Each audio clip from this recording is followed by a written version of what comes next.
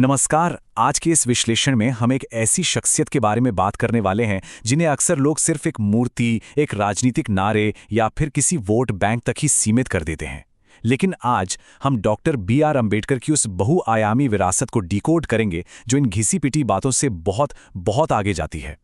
इस सफर में हम समझेंगे कि वो सिर्फ एक नेता नहीं बल्कि एक कमाल के अर्थशास्त्री, एक प्रखर नारीवादी और हमारे संविधान के मुख्य शिल्पी भी थे। तो चलिए बिना किसी देरी के शुरू करते हैं। जरा इस कॉन्ट्रास्ट के बारे में सोचिए, जिसे सोर्स ने बहुत ही गहराई से उजागर किया है। एक तरफ एक 7 साल का प्यासा बच्चा है जिसे सिर्फ इसलिए स्कूल के एक कोने में बोरे पर बंटने को मजबूर किया गया क्योंकि उसे अछूत माना जाता था, उसे पानी तक पीने की इजाजत नहीं थी। और दूसरी तरफ वही बच्चा आगे चलकर कोलंबिया और लंदन स्कूल ऑफ इकोनॉमिक्स का एक ऐसा ग्लोबल स्कॉलर बनता है जो दिन में 18-18 घंटे पढ़ता है और जिसकी अपनी पर्सनल लाइब्रेरी में 80,000 से ज्यादा किताबें होती हैं। सच में ये बदलाव अपने आप में किसी चमत्कार से कम नहीं लगता है ना? आज के हमारे सफर का एजेंडा कुछ इस तरह रहेगा। हम एक स्कॉलर के कड़े संघर्ष और फिर एक सामाजिक क्रांति की शुरुआत से अपनी बात शुरू करेंगे। उसके बाद समझेंगे आधुनिक राष्ट्र के निर्माण और महिलाओं के हकों में उनके अहम योगदान को, और आखिर में आधुनिक व्यवस्था की उनकी तीखी आलोचना और उनके अंतिम आध्यात्मिक जागरण को भी डिकोड करेंगे। तो चलिए सबसे पहले बात करते हैं उनके उस सफर की जब एक स्कॉलर ने हर नामुमकिन मुश्किल का सामना किया। सोर्स ने 3500 साल पुरानी इस वर्ण व्यवस्था की क्रूरता को समझाने के लिए 100 मीटर की रेस की एक बहुत ही जबरदस्त एनालॉजी दी है। जरा इमेजिन कीजिए कि रेस शुरू होने वाली है, लेकिन कुछ लोगों को स्टार्टिंग लाइन से 50 मीटर पीछे खड़ा कर दिया गया है और उनके पैरों में भारी जंजीरें डाल दी गई हैं। ऐतिहासिक सच्चाई बिल्कुल ऐसी ही थी। महाराष्ट्र में पेशवा राज के दौरान महार समुदाय के लोगों को थूकने के लिए गले में मटका और अपने ही पैरों के निशान मिटाने के लिए कमर पर झाड़ू बांधनी पड़ती थी। वहीं केरल का हाल देखिए, वहां हाशिए पर रहने वाली महिलाओं को अपना सीना ढकने तक के लिए ब्रेस्ट टैक्स पीना पड़ता था। ये सिर्फ भेदभाव नहीं था, ये इंसान की गरिमा को पूरी तरह से कुचलने का एक सिस्टम था। लेकिन इतने भयानक और गहरे अंधकार के बीच भी बड़ौदा रियासत की एक स्कॉलरशिप ने एक नई उम्मीद जगाई। 1913 से 1923 का उनका अकादमिक सफर किसी भी इंसान के लिए प्रेरणा है।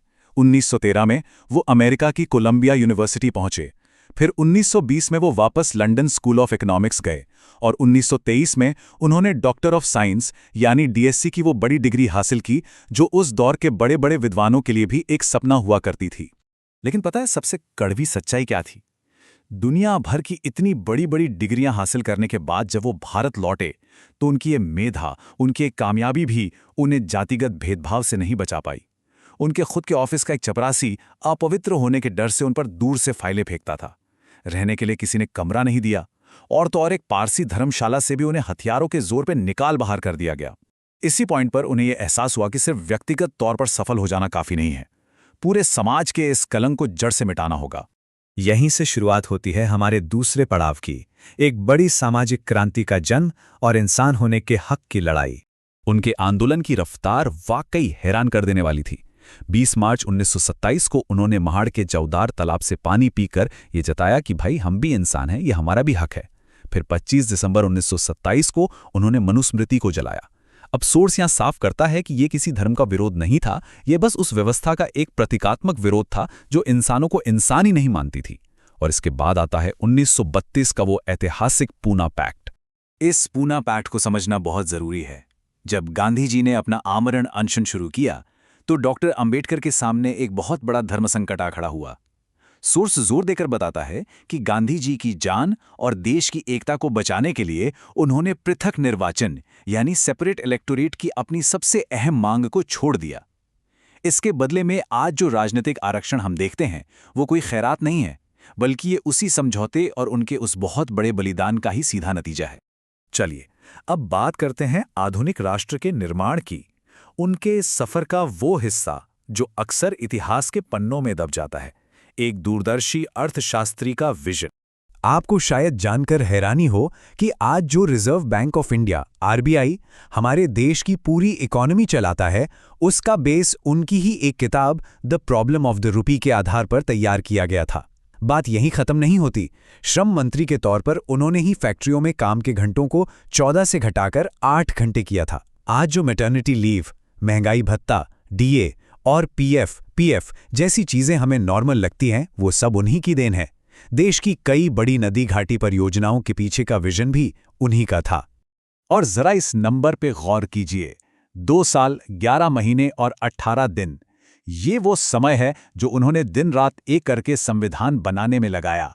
कहने को तो ड्राफ्टिंग कमेटी में 7 सदस्य थे, लेकिन कई सदस्यों के अक्सर गैर हाजिर रहने की वजह से दुनिया के सबसे बड़े लोकतंत्र का संविधान लिखने का पूरा बोझ असल में एक अकेले इंसान के कंधों पर आ गया था। अब आते हैं उनके जीवन के एक और अनसुने पहलू पर, महिलाओं के समान अधिकारों के लिए उनकी लड़ाई। वो सच में भारत के महान नारीवादियों में से एक थे। आजाद देश के पहले कानून मंत्री के रूप में उन्होंने हिंदू कोड बिल का ड्राफ्ट पेश किया। उस दौर के हिसाब से ये कदम बेहद क्रांतिकारी था। इस बिल का मकसद महिलाओं को पिता और पति की संपत्ति में बराबर का हक दिलाना, तलाक का कानूनी अधिकार देना और बहुविवाह यानी एक से ज्यादा शादियां करने पर रोक लगाना था। ये बिल हर जाति की महिलाओं को पितृसत्ता की बेड़ियों से आजाद करने का एक बहुत ही मजबूत औजार था। लेकिन जब तत्कालीन सरकार ने समाज के रूढ़िवादी दबाव में आकर इस बिल को रोक दिया, तो उन्होंने अपने उसूलों के साथ कोई समझौता नहीं किया। 27 सितंबर 1951 को उन्होंने महिलाओं के हक की खातिर देश के कैबिनेट मंत्री की सबसे बड़ी कुर्सी को भी ठुकरा दिया और अपना इस्तीफा सौंप दिया। तो क्या आज हालात पूरी तरह बदल गए हैं? चलिए अब आधुनिक व्यवस्था की उस तीखी आलोचना पर नजर डालते हैं जो बताती है कि समानता का वादा आज भी अधूरा क्यों है। सोर्स यहाँ एक बहुत ही सॉलिड पॉइंट रखता है कि आरक्षण गरीबी दूर करने का प्रोग्राम नहीं है, बल्कि ये प्रतिनिधित्व यानी रिप्रेजेंटेशन पक्का करने का एक तरीका है। हाईकोर्ट के जजों की नियुक्ति के आंकड़ों को देखिए। जहां नियुक्तियां कॉलेजियम सिस्टम के जरिए होती हैं, वहां 2018 के बाद से लगभग 82.5% नियुक्तियां जनरल कैटेगरी से हुई हैं। ये आंकड़ा साफ दिखाता है कि हमारी न्यायपालिका में विविधता की आज भी कितनी भारी कमी है। इसी तरह मीडिया के हाल पर ऑक्सफैम का ये डेटा बहुत कुछ कहता है। 121 न्यूज़ रूम लीडरशिप पदों में से 106 पर सवर्ण जातियों का एकाधिकार है, जबकि एससी और एसटी नेतृत्व का आंकड़ा एकदम शून्य है। सोचने वाली बात है कि जब देश के चौथे स्तंभ में ऐसा एकाधिकार होगा, तो एक बहुत बड़े वर्ग के असली मुद्दे तो हमेशा नजरअंदाज ही रह जाएंगे ना। सोर्स आज के इस मॉडर्न सिस्टम की कड़ी आलोचना करता है। आज जिस तेजी से प्राइवेटाइजेशन हो रहा है या जिस तरह से ब्यूरोक्रेसी में लेटरल एंट्री हो रही है, वो कहीं ना कहीं संविधान के दिए हुए रिप्रेजेंटेशन को खत्म करने के शांत हथियार बनते जा रहे हैं। आज भी बड़े बड़े शहरों में लोगों को उनकी जाति की वजह से मकान किराए पर नहीं मिलते, और तो और आईआईटी जैसे बड़े संस्थानों में रैंक पूछकर किसी की जाति का अंदाजा लगाना, ये आज की आधुनिक छुआछूत नहीं तो और क्या है। और अब हम इस चर्चा के आखिरी और सबसे गहरे हिस्से की तरफ बढ़ते हैं, उनका अंतिम आध्यात्मिक जागरण। 1935 में उन्होंने एक बहुत ही ऐतिहासिक बात कही थी, मैं हिंदू पैदा हुआ हूं पर हिंदू मरूंगा नहीं। लेकिन कमाल की बात यह है कि इस फैसले को जमीन पर उतारने में उन्होंने 21 साल लगा दिए। ये कोई गुस्से में लिया गया फैसला नहीं था। इन 21 सालों तक उन्होंने दुनिया के हर धर्म को बहुत बारीकी से स्टडी किया, ताकि वो अपने लोगों को किसी नए तरह के भेदभाव के दलदल में न धकेल दें। और आखिर में उन्होंने बौद्ध धर्म को चुना। पर क्यों? क्योंकि ये धर्म इन 3 मजबूत पिलर्स पर टिका है: प्रज्ञा यानी वैज्ञानिक सोच, करुणा यानी दया, और समता यानी बराबरी। उन्होंने एक ऐसा रास्ता चुना जो अंधे विश्वास से कहीं ज्यादा इंसान के कर्म और उसकी बुद्धि को तवज्जो देता है। जाते जाते उन्होंने हमें एक बहुत ही पावरफुल मंत्र दिया था, शिक्षित बनो, संगठित रहो, संघर्ष करो। लेकिन सोर्स इस मंत्र के असली मतलब को भी डिकोड करता है। यहाँ शिक्षा का मतलब सिर्फ डिग्रियां बटोरना नहीं है, बल्कि एक वैज्ञानिक सोच, एक सवाल पूछने वाला दिमाग विकसित करना है।